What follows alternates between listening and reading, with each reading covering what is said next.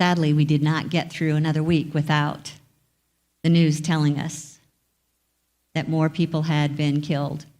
And I'm sure I'm not alone when something like this happens, where we just keep asking why? What is going on in the hearts and minds of those who take a gun and do what they do? So me, being who I am, I had to go looking for an answer. And I went on the internet to do a little search on what might be in their consciousness. And NPR.org had an article about that very thing for this actual shooting on July 4th. I put a link to it on my Facebook page, so if you're interested in reading more about it, you can go there. If you're not my friend, then please be my friend. And the way that they described this person, turns out he's not alone, but oftentimes a mass shooter's profile has this connection to some dark online community, and their focus is basically to glorify violence. They aren't really focused on anything specific as far as an ideology or anything like that. As a matter of fact, they don't really have any, it's kind of a nihilistic point of view where they look at life as meaningless. They don't hold any law or uphold any law in their mind. They have no moral principle, no religious belief system.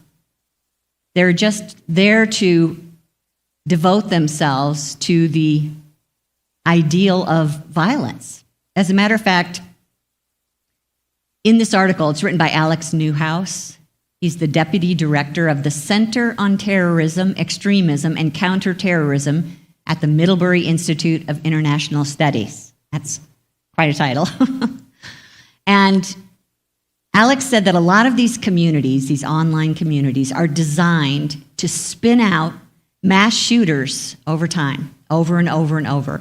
The idea is that everyone within these communities sort of lose track of what is real versus what's fake. They start fantasizing about violence, fetishizing violence as an end-all, be-all of the essence of existing. Violence is the essence of existing. What might we in Unity say the essence of existing is? Any thoughts? Love, peace, creativity, connection. Didn't hear that one. Community. Say it again, Jack. Connection with the divine, yeah.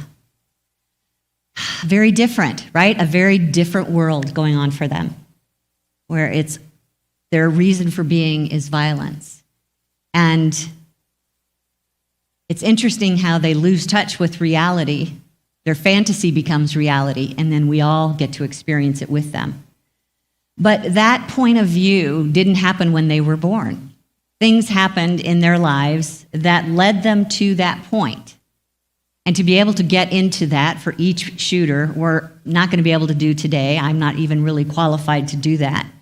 So what I'm hoping to do today with you is look at conflict one-on-one, which we can all relate to. Doesn't matter how we were raised, we learn how to be in conflict. No matter what kind of family we're raised in, oftentimes that conflict is something that starts between brother and sister or parent and child, where they're not behaving the way we want them to behave, they're taking something from us, or they're hurting our feelings. And with that pain, we go out into the world and we have interactions with co-workers, bosses, where we realize, hey, you do things differently than I do, and I don't like it. Your process is different than mine. You're not making way for me to be who I am, and conflict arises. Maybe like literally or just internally. You can probably relate more to that that you keep it within yourself about them. Then we get on the faceless social media outlets.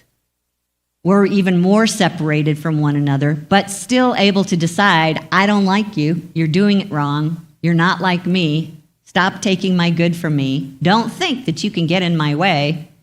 We start calling them names, basically. Sometimes we do it in writing, sometimes we just hold it in our heart in a faceless way. And all the while, our ego's need is to try and convert others to be like us so that we get approval. We feel secure in who we are.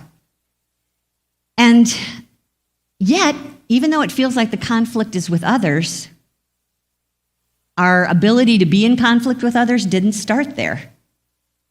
It started within ourselves. And if we were not brought up in an environment of a loving presence, an assuring presence that said, I'm okay just as I am, then it's often possible that we grow up with the self-image of unworthiness. That's where conflict starts, within ourselves. We're fighting with ourselves about who we are, what is right and what is wrong. And since we're not able to reconcile that within ourselves, then we have to take that energy out into the world, and it's no wonder that we're afraid to be ourselves with other people because we're afraid to be ourselves with our own self. Somewhere along the line, we were told, you're not okay, and we believed it. So now we're out here trying to become like other people. That never works, never feels fulfilling, just more discomfort, starts to rub us the wrong way. And it turns out that it becomes almost impossible to have an authentic interaction or relationship with people. The ones we know, and especially those that we're just barely acquainted with, or strangers that we run into in our car, in the grocery line. Then we increase this difficulty of communication by adding the whole digital communication style into the mix. So that most often when we go outside the house, our communication style is either by text, through email, getting on Facebook, and has anybody here entered into virtual reality yet? Where you present an avatar of yourself? So we have basically become invisible to one another. Can you see how that happens? We're not face-to-face any longer.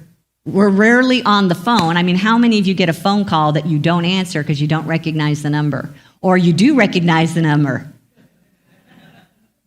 because you're just not in the mood to have that conversation right now. But with all this desensitization, it becomes much easier to be rude online or hurtful or insensitive to what other people might be feeling when we use certain words. At the same time, we are easily hurt because we can't interpret what their words are saying in writing. Have you ever gotten feedback like that where you sent out some kind of communication in writing and they responded badly because they misinterpreted it? Anybody? Me? I'll just say me in a big way. Yeah. So since that's the basic mode of communication these days, is it any wonder that at some point the need to be seen becomes extreme and violent? Maybe it starts in a fantasy land where you can get your anger out, your frustration out, but at some point you live there and you don't understand what real versus fantasy is, and it just starts to live itself out in this physical world. So I'm bringing you back today to something that I started to talk about last week, just a tiny little bit. Do you remember me mentioning the word FAITHKEEPER? Something that comes out of the Native American tradition. Let me just show you an abbreviated description from Oren Lyons up here. He said that under extreme conditions, if every single tribe member stumbles into fear or doubt, anxiety, worry, and pain, the FAITHKEEPER maintains peace and calm, spiritual enlightenment and understanding, The faith keepers looked upon as the mainstay to the I am presence of God, Great Spirit, or Creator.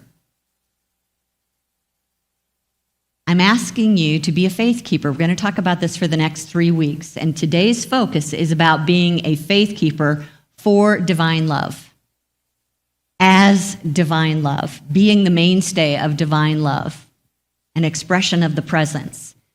And once again, we can't be that for others until we first understand how to be it for ourselves. We have to understand it's such a fine line when you're trying to understand whose voice you're listening to in your head. But more and more, I'm asking you to just learn the difference between ego and spirit, because there's both of you living in this one body. And it's regularly doing a self-assessment to help us realize who's talking, where the motivation is coming from, why is it hard for me to be at peace in this relationship. Starting just with asking ourselves, who am I? Who am I? Now, your ego's going to respond with, gosh, well, I'm a woman, I'm an aunt, I'm a minister. You might have a different occupation. You might have different family roles. And from that outer expression of yourself, then just ask yourself, what do I need? What do I need? Well, I need money to live. I need food. I need housing. I need clothes to wear. I'd like to be able to interact with people on the internet or watch Netflix. All these physical needs that our ego thinks it needs in order to be happy. So the next question is, why do I need it? Well, I think if we go right down deep to what I need, it would be more about I need to be accepted. I need to be loved. I need to feel safe. But the ego will never admit that to itself because that's weak, vulnerable. Why do we need it? Because the ego constantly needs to feel safe and provided for and make sure that everyone loves them. And where do we find that? Well, the ego thinks out there somewhere. My friends are going to provide that. My employer, my government, my social media, all going to make me feel good about myself until they don't. Until suddenly they're not there for us. And the problem is, most of the time, they're busy seeking it for themselves. So when everybody's busy pulling what they need towards them, that's just a tug of war, right? There's not going to be an opportunity for us to get the love that we're seeking until we learn how to turn within and find the love that's already waiting for us, already within us. It is our true self, our higher self, spirit, source, creator, God, Christ nature, whatever you want to call it, loves you deeply. The ego needs to know that. You are loved and accepted just as you are, ego. And we talk about God in a couple of ways. One is omnipresence. Big word, hard to wrap your mind around, but it's basically all that is. The substance, the energy, the spirit that stands underneath everything. What if you saw that omnipresence as love, as a presence of love that has a consciousness? And when that consciousness looks at you, and it always is looking at you and looking through you and looking as you, it is looking with total and complete acceptance for who you are. Total and complete allowance for you to be whatever your heart desires. When you think of God as omnipotence, one power, the all power, we might think of weapons as power, but in truth, all power, all human power comes back to a single power of good that we just misuse. And that omnipotence is also characterized by love. It's a force that's working right now in our lives. The force of love is working right now in this universe, and its method of operation is to create good, to provide good, to organize good between us, to bring harmony to everything in our lives. That's happening right now. Most of the time we're unaware. We have to start by turning within and looking at that omnipotence, omnipresence of love that wants to do good for us, that knows good for us. and then we can become it in the world. There are no accidents, I don't think, in spirit. I hadn't watched EWTN for, I'd say, a good year or two. I used to watch it every Saturday night. It's a Catholic channel, and they always show movies of the saints on Saturday night. Well, I wasn't raised Catholic, so I was curious to learn about these saints, and there have been some really good movies, but they repeat a lot, and so I'd seen most of them. Well, it turns out there was a new one on last night about a woman named Chiara Lubick. She was Italian, and the story of her life that they showed in the movie was happening during World War II, when her town was being bombed regularly. And she was probably in her early 20s. Her heart was constantly aching for what was happening to the children of the city and, the vulnerable. And at one point, she was walking down the street in the midst of rubble when soldiers ran by chasing a woman who was screaming, and they shot her right in front of her. And you could just tell on her face, this was a moment of complete hopelessness. And there in the middle of the rubble was probably a statue of the Virgin Mary. And she looked at that, and we didn't hear it, but she heard a voice that she identified as God. And that voice said, "Devote your life to me. Devote your life to me." Now, interestingly enough, she knew that did not mean to become a nun, which was very typical for young women at that age in the Catholic Church. If that's the call they got, go be a nun. She knew that was not her call. She had the courage to share this with a priest who kind of just let her talk. And before she left, she had felt like this was a good thing. And she saw a book of the Gospels laying there and asked if she could take it. And he said, "Well, you won't have a priest to interpret it for you. I really shouldn't." But he let her take it. And that began to influence her life as she started to study the teachings of Jesus for herself. It began to have an effect on her heart. And she had 5 or 6 other friends her age, girlfriends. And they would get together, still young women wanting to get together. Most common place they would get together is in a bomb shelter. And then they would start to get together outside, go out into the mountains where it was safe to breathe the fresh air. And then finally, she would just start reading from her little Gospels every once in a while. Their hearts all began to change. They all had a desire to serve God, to devote their life to God. And they began to help people in their town, finding little bits of food and giving away what they had. They all ended up living together. And at some point, she knocked on a bunch of doors in the area and asked them to get together with her that evening. And there was probably 30 people that showed up in a hallway somewhere. And here's what she said. "Once I saw a man in the hospital with a cast on his right arm. So he had to eat with his left. He had to brush his teeth with his left. He had to learn to do everything with his left, which was very tiring. But as he did this, his left arm got more sturdy. It became a big, strong arm." And she turned to her girlfriends and she said, "We thought that we could be arms for one another. Not just the girls, but everybody in the town, that we could be arms for one another. Those with more possibilities should give to those with the most need. And that way, we'll all get sturdier and be happier. Because human beings are totally happy only when the real motor of their lives is turned on. Love. Let's turn it on," she said. "And we'll discover that the one next to me, Cindy, was created as a gift for me, and I for the one next to me over here." And then she looked at the crowd and she said, "Let's look at one another. Look at each other. Look at the one near you." Let's do that now. Just look at each other, make eye contact with a human being, see them, feel grateful for them. She said, "Let's light up love."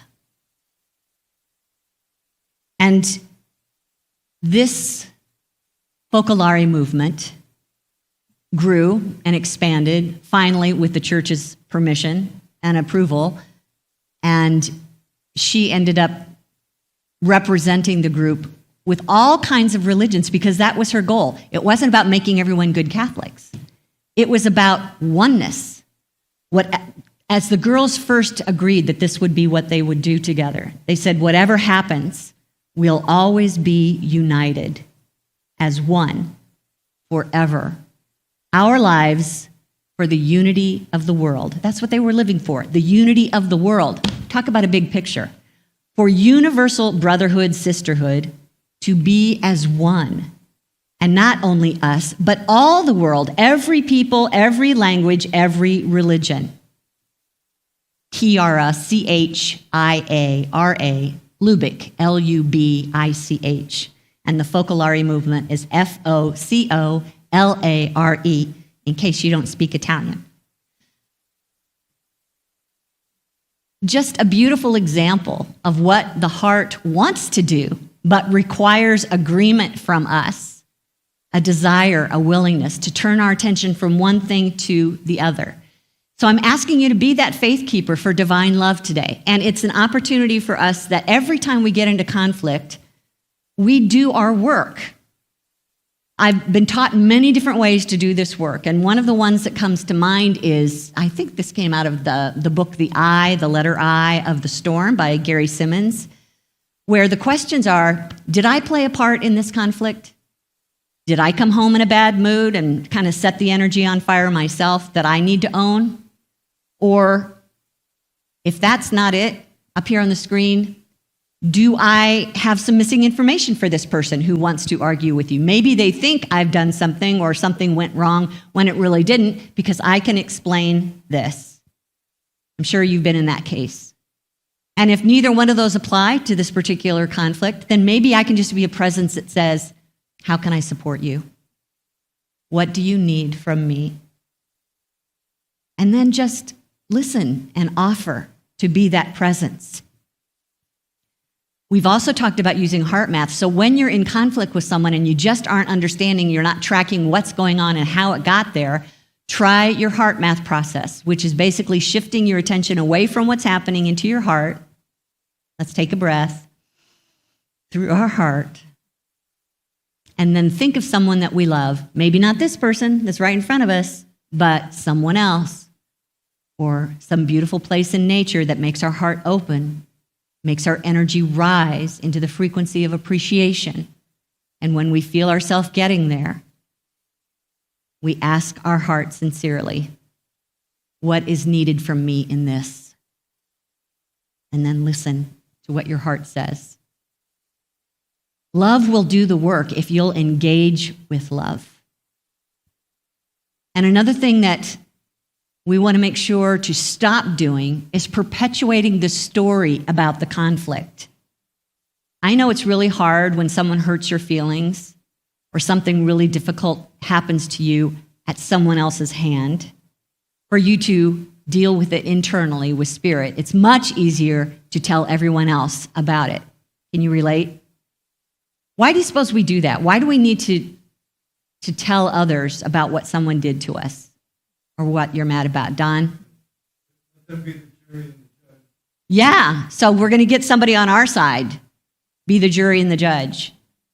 Why else do we want to tell somebody else? Empathy. We want people to feel for us, to feel the pain that we're going through. So how about recognizing that no matter how much empathy you get from someone, you are now probably feeling worse, because you're focused on that negative energy. Maybe you're even getting more angry talking about it. And last week, we talked about our power of dominion. You remember that power? Our power of a dominion is our ability to choose our thoughts and our words before they take action. And so when we find ourselves about to tell a story that isn't going to help in any way except make it worse, choose again to focus on what you do want. What is that situation to you? Don't use the law against yourself. Jesus was just so blatant about this. There was a story in the book of John where there was disciples around him that they were talking, and he decided to take a walk, and he asked Peter to join him. And as they're walking, Peter looks over his shoulder and he sees John coming up from behind. It's like, I'm sure he thought, hey, wait, this is supposed to be a little private gathering here. What's he coming in, getting involved? And so he said, Lord, what about him? And Jesus said to him, if it's my will that he remain until I come, what is that to you? What is that to you? Follow me. That's all you need to focus on. So, we've got this brilliant idea. You hear this Sunday message, you're inspired to go out and be a loving presence, and, somebody does something that kind of pushes a button, and it's your chance to go, okay, breathe, go to my heart, think about somebody I love. What should I do in this situation? Yeah, okay, I can do that. But what about them? They shouldn't have done that. They should have known better. Who do they think they are? Don't they have any respect for me? What is that to you, says your higher self. Follow me, says your higher self. This is how we are a faith keeper for love. What is that to you? Eric Butterworth describes responsibility as responding to Spirit's ability. I have a responsibility in every conflict to respond to Spirit's ability in this. I don't have to make love. I don't have to create it. It's already present here. How can I let it move through me? Just allow it. I have to keep that same focus because that love force is always present in us. One last thing to do to be a faith keeper for today. Don't wait for conflict to arise. Be proactive with your energy of divine love. That means purposely create it in yourself as often as possible. So many times we waste our ability to use our power of imagination. You could wake up every morning. I could wake up every morning and I could visualize who I wanted to be for the day. When I interact with people today, who do I want to be? In the morning, I see myself getting up and going out into the world and being a presence of love for others. And I imagine that everyone I meet is going to be love for me, knowing full well where that true love comes from, not from them, but within. Start your day visualizing that. You have the power to do that. You're now at that frequency. You start to attract more of that as you go out the door. When you come home at night, lay your head on the pillow. You look back over the day and go, oh, crap. Got into a conflict, kind of just took things over without you realizing it. Go back, review it, replay it differently. Imagine that this is the way it happened instead, where I was centered in love and I was able not to take it personally and I was able to remember who my true source of love is, my true provision, that they cannot take anything from me, but I can be a source of love and listening for them. And just see it happening that way instead. Clean out that harsh energy rather than go to sleep with it. And then all throughout the day, keep looking for opportunities to be kind and to look at kindness. Watch for kindness. So many times we go out expecting people to be rude. Change your radar and set it for kindness. And the more times you look for kindness, you will find kindness. Every time you see someone struggling, let that be a reminder to be kindness to them. Think about Bobby Cremo, who took the lives of people on July 4th in Highland Park. What do you wish he had received in his growing up years every day? And can I offer that to someone else today? Do I see someone who's vulnerable or struggling that I can be a presence of love for as a faith keeper of love? And the last thing I'm going to ask you to do is to try making personal contact the norm. What's your first thought when I said that? What I mean by that is less electronics, more face-to-face or on the phone. What's your thought when I ask you to do that? Yay from Sharon. Anybody else have any resistance? What does the ego say when I ask you to give more time to personal contact instead of electronic? Don? Faster, my favorite word, the fastest wins. It's more about giving than getting. So are you saying it might take too much energy out of you, Bill? To... What I'm saying is that for that line, it's all about what you want to get. Okay. But if you see someone face to face, So that's interesting. When you're online, it's what can I get? But when you're face to face, you're more apt to feel like what can I give? Has anybody had that experience? Anybody else want to share about what's working for you and not working for you in the personal contact area? So, especially when it comes to young people, I used to think, I'm going to be the cool aunt. I'm going to reach out to my nieces and nephews online, on Facebook, send them a text once in a while.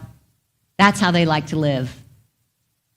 I just decided, you know what? That is not helping them. It's certainly not doing anything for me.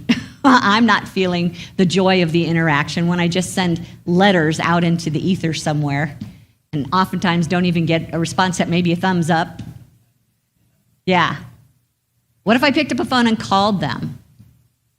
Or what if I made more of an effort to go down to Peoria and spend time with them? Many of them just had babies. Good example, or good excuse to go down there, be present with them. And I would say anybody, 13 and older, 13 to 30, could probably use a demonstration of how to have personal contact because we are losing our social skills. We are losing our social skills. And I would like to think we're evolving as a human race, but I don't think that one is evolving us.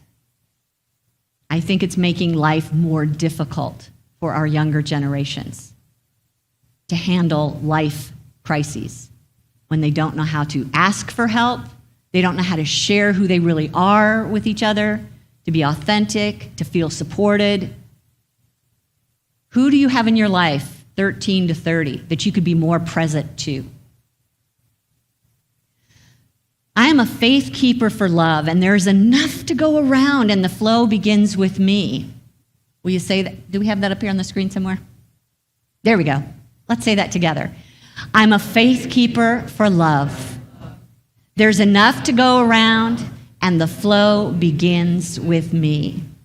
So part of our special service today is to do a longer meditation. So just so you know, I'm going to invite you to stay seated for 15 minutes.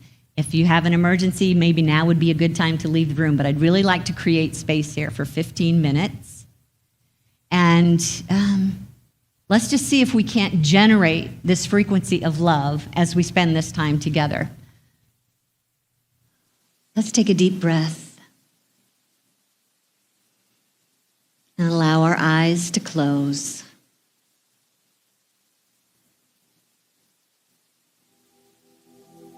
Allow our body to relax.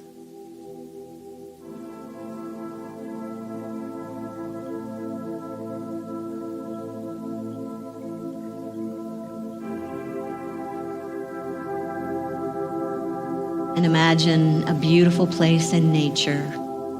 Maybe you've already been there. The weather's perfect.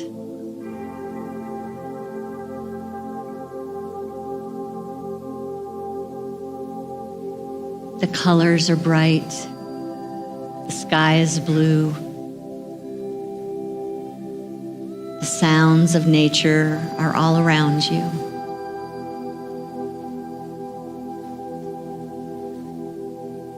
And you come upon a beautiful pool of water, perfectly still, perfectly clear. There's even a comfortable seat right along the edge of the pool. Take a seat.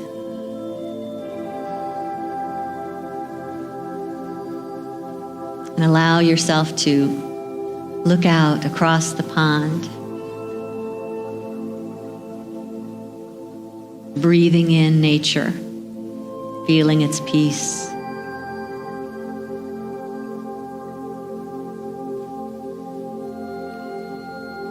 And as you cast your eyes across this pool, you notice a person on the other side. You know who it is. It's someone that, when you think about them, you either feel a sense of discomfort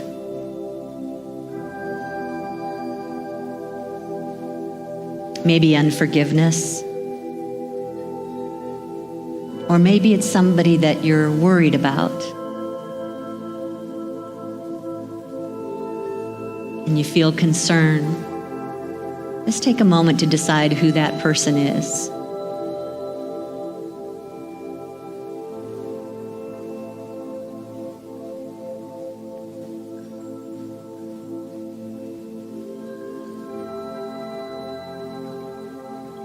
And as you feel the space of this pond between you, you recognize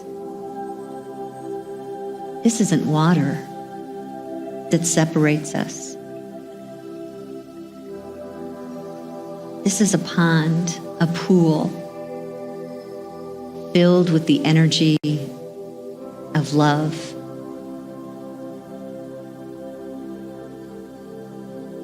Just feel the energy of that love radiating from this pool. It's calling to your heart. It's drawing your heart out.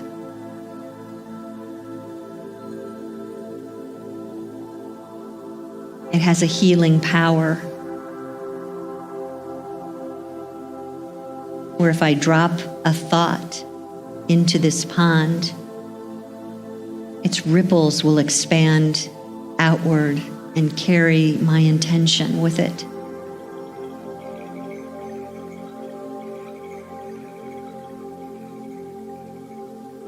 Think for a moment what you might desire for this person on the other side. If you were a faith keeper of love, what might you desire for them? Healing, forgiveness, understanding.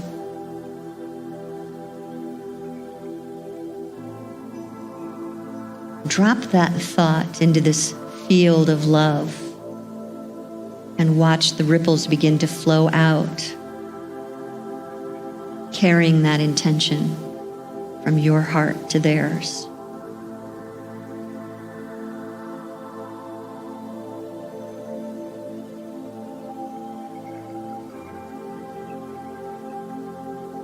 I send my love into this pond, and its energy is carried from my heart to theirs.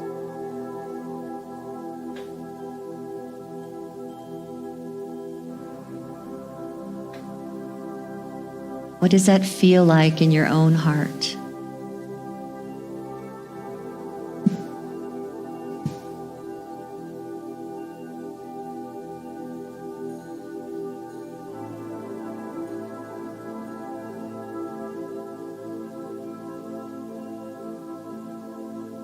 You notice that when the ripples move outward toward them, they also move toward you. That this field of love is carrying your intention to them, as well as to you.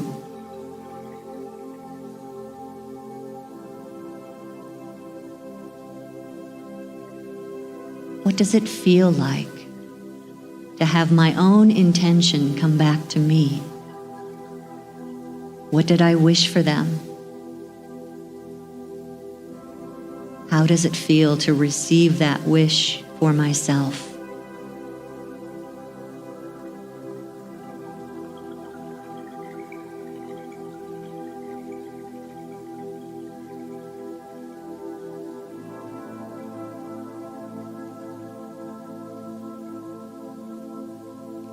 What I wish for others,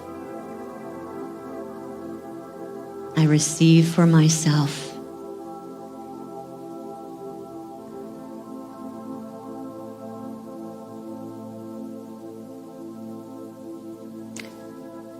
Let's send a new intention.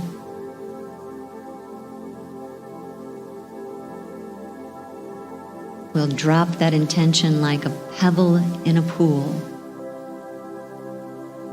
An intention of acceptance.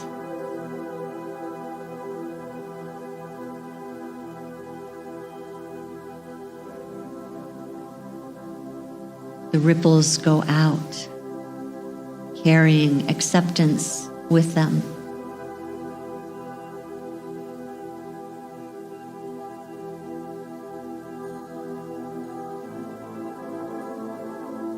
The intention of acceptance reaches their heart.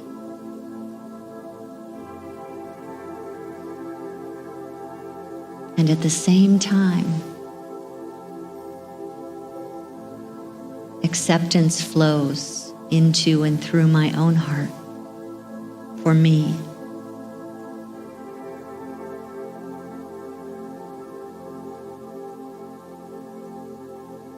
The ripples begin to fade away until we both rest in the stillness of pure acceptance.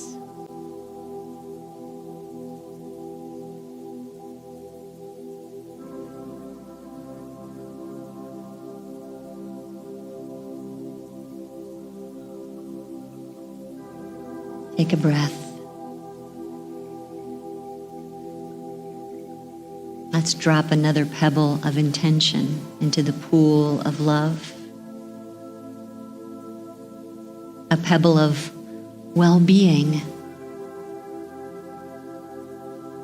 Our intention goes in and sends out the ripples of well-being.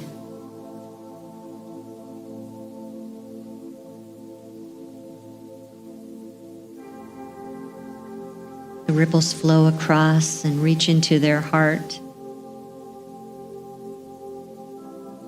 carrying that energy of well-being.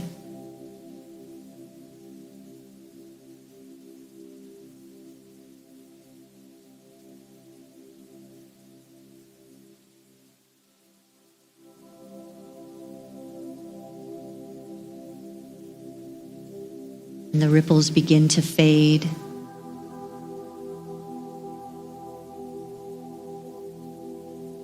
We rest in the pure stillness of well-being.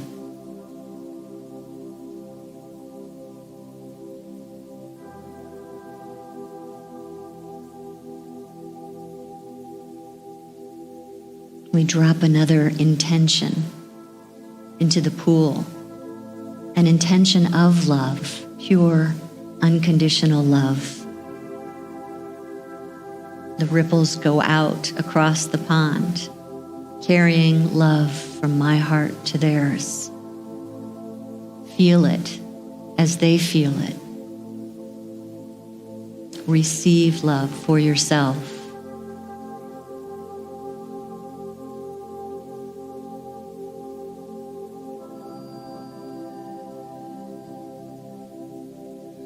As the ripples fade, we rest in the pure stillness of love.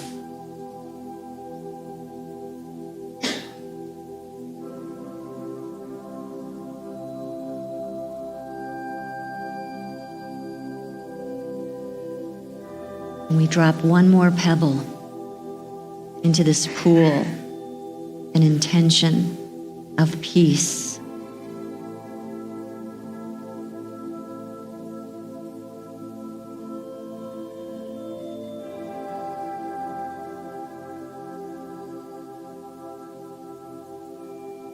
I send my peace from my heart to yours.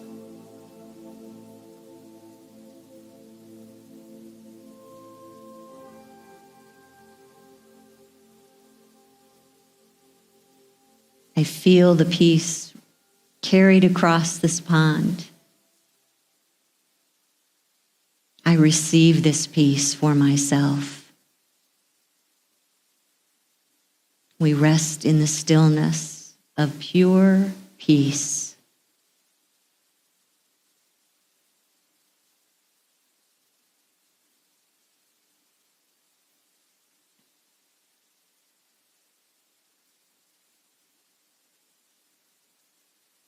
Together we dwell as one heart.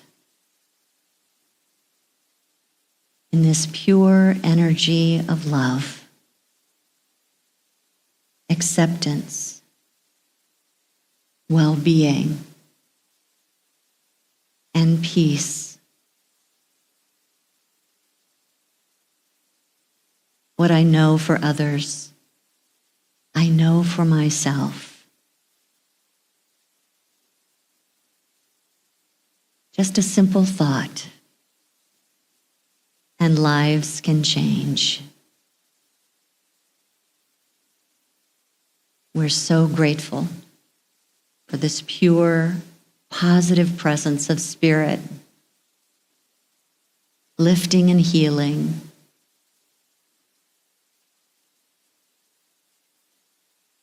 There is only one here. This is the truth of our being. And now I let it be. Amen.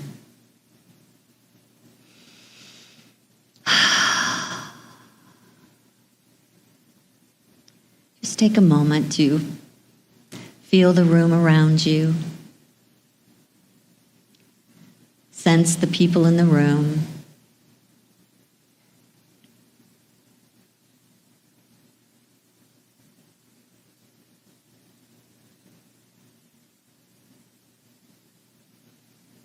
All is well in our world. Thank you, God.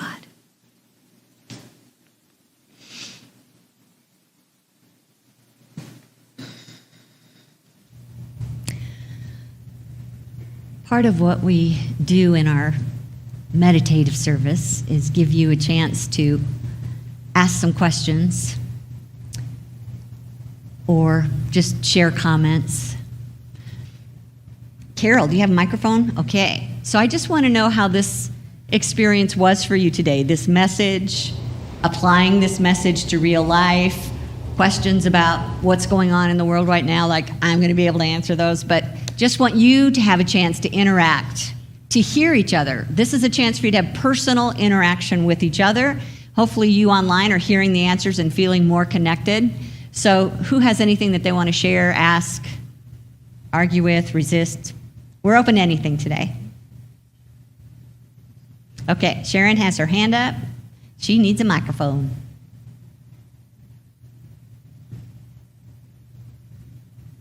Thank you. It's funny that the tech person needs the microphone. Just first of all, Kitty, thank you. It was a difficult time, and as always, you have a way to walk us through, not around or away, but through with love and eyes wide open. So thank you for that. Thanks for walking. Yeah, thank you. I just was especially touched today with when you talked about, you weren't afraid to talk about the subculture of feeling alienated, alone, and how this kind of ecosystem is drawing people who are feeling isolated, alienated, and disconnected. And sometimes I think we're afraid to look at that. And I think what you did today was help us say, eyes wide open, love, and to be able to understand why someone would feel, I would say, a need or drawn to that particular subculture. Mm-hmm. So, and that gives me a lot of hope instead of feeling afraid. It makes me feel, I like the idea of talking when you said, look at each other. And real quick, I just want to share that I was talking with a teacher friend this week. It happened to be Liz. And I hope she doesn't mind me sharing this real quick, but it really holds this whole thing in a way that's so beautiful. She was talking about in her school how students will wear caps or hoods or funny-looking things to just take the attention away from themselves or to hide from themselves. Okay. And so the idea is she was, even though the school policy was just let them be, let them do what they want, she was recognizing that there was this sense of separation with a hood or a hat.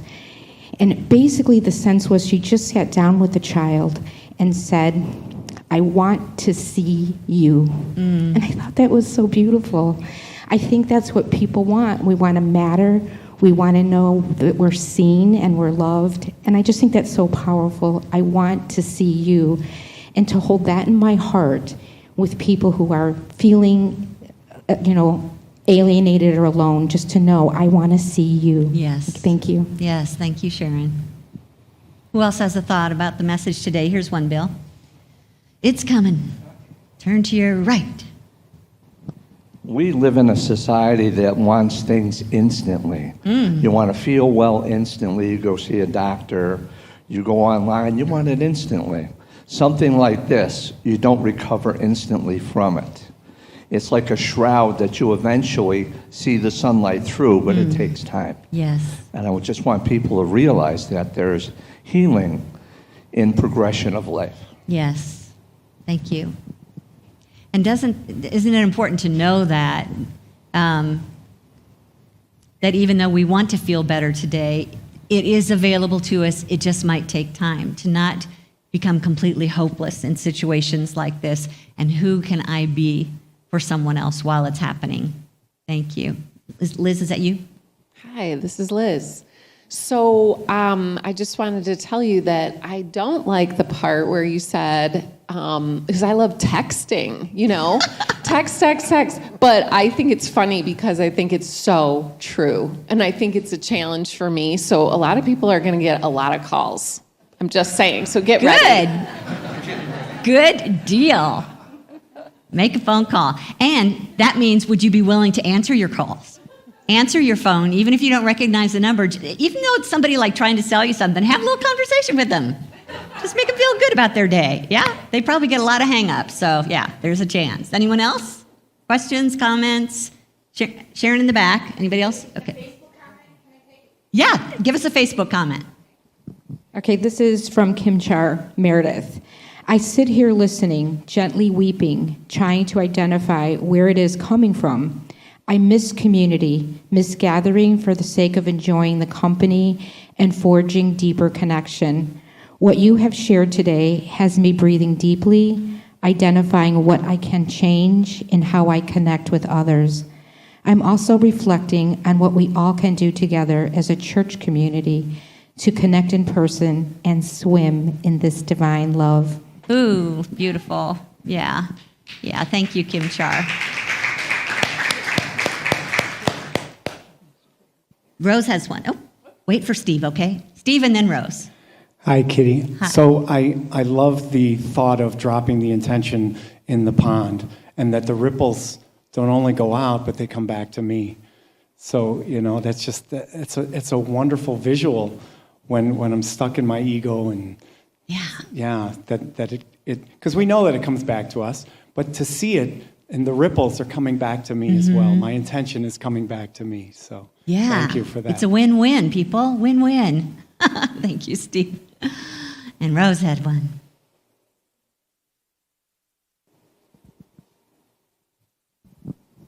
Try to get through this without sobbing. Oh, it's okay. We like sobbers. I've just been looking at the back of your heads for like 2 years online. Oh. And, Yeah. And when she's talking about personal connection, and I don't have this community in Michigan. I have so many wonderful things there. I have an incredible lifestyle, but I don't have y'all, and how much you guys mean to me. And I just want you to know that I see you every week, and I see you on Facebook, but there's nothing like a hug. How grateful I am that you have this great team that can deliver your message to our basement every week. And it really does keep us going and keep us connected, but there's nothing like being here in person, and I thank you so much. Thank you, sweetie. Thank you. Yeah, just if you're wondering about coming back, just listen, because many people will say the energy in the room with other human beings is very different and healing. Cindy? Yeah, when you were speaking about young people being particularly vulnerable, we're grandparents to a newly 8, newly 6, 5, 3, and a 2-year-old. And yesterday, our 8-year-old Olivia had gotten a sewing machine for her birthday. And I do a little bit of sewing, so I thought she really wanted to spend some time. So we spent the whole day. And it wasn't until about 3 or 4 hours into it that she goes, "Grandma, do you think I look terrible because I'm missing 7 teeth?" Because all her teeth came out at once. Oh. So she's got no front teeth on the top. And she put her head down. I said, "Did somebody say something to you, honey?" And she didn't respond. And then I said, "Well, you know what? I think they're just a big dummy poo-poo head." But I said, it's those teeth have to come out so the new ones can come in. And I said, "You know what? You are so beautiful in every way." But it really struck me, particularly because these kids were apart for a year from classmates. And the little ones are really learning how to socialize again.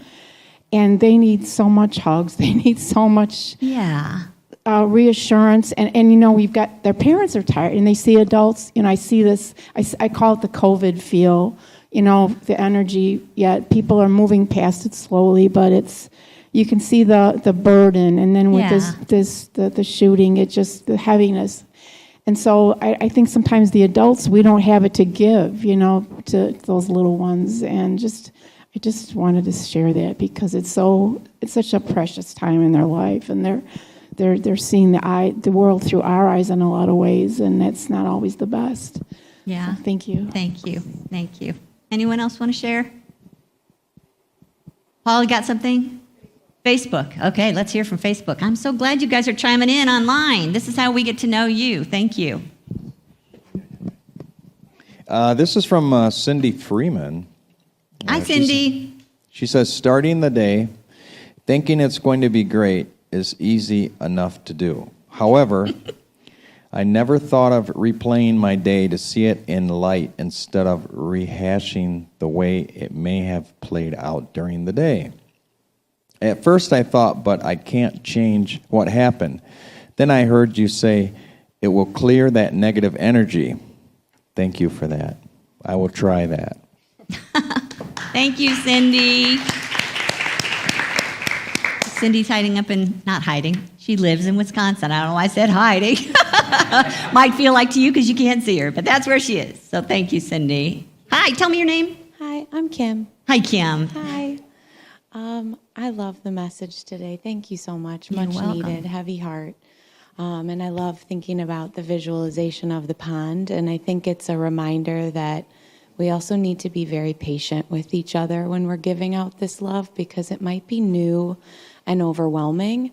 And sometimes that in itself can push people to behave in new ways. Yes. And I think about that with the young people, right? Like this poor young man who must have been hurting so much, that to force love and acceptance and shower people with something that's new can be scary. And so I know Liz is going to start calling y'all, but if you need to just start with a text message and tell someone, hey, I'm just going to start texting you sometime, and then even giving them a warning of, hey, next week, is it okay if I call you? I think respecting the pace that people need to be comfortable with all this is so special, and I think important, and honors everyone's unique journey. So. Yeah. Are you getting that? Do you understand that? How that might be so new to some people that just the shock of it could be resistant to it. So here's the cool thing. We all have the divine within us. And if your intention is to love, just spend some time in your own energy of love for a while to just ask Spirit what's the highest and best for this conversation. And let it be your guide. Be sensitive to what you're standing in front of. Thank you for that. Yeah. Anyone else? Carol. I would like to make an admission of a transgression. Oh, that's so funny. I had a lot of emotions this week too, and had a lot of feelings and a lot of problems at work where I'm a salesperson, and if people have problems, they like to act out. So I took a lot of things and where I was really taking a lot of abuse from people who needed things, and I understand that. And I was trying to give back to them kindness. Well, I was at the grocery store yesterday, And this older gentleman, he was probably in his 80s. We didn't see him. I was talking to Joan about what we were having for dinner. And he said, "Could you get out of my way?" really loud. And I didn't know where he came from, you know. And without thinking, I didn't elevate my energy, but I elevated my voice. And I said, "I didn't see you there. Forgive me." And then we moved. Well, that's so unlike me. I don't know if you have any idea. I do not ever raise my voice to people. Well, thank you, Kitty, because I had a chance to sit here and think, how could I have handled that differently? Now, I don't think I really had a choice in the moment because it was so fast. Yeah. But you know what? That man, he's carrying his issues and his grief and his problems. And so obviously I could have said, "I'm so sorry, I didn't know you were there," and just moved. So I'm going to keep my heart open that is how I will respond next time. Thank There you. you go. There Thank you go. Thank you for your open heart, Carol. Thank you. Anyone else? Sharon, over here, way over on this side.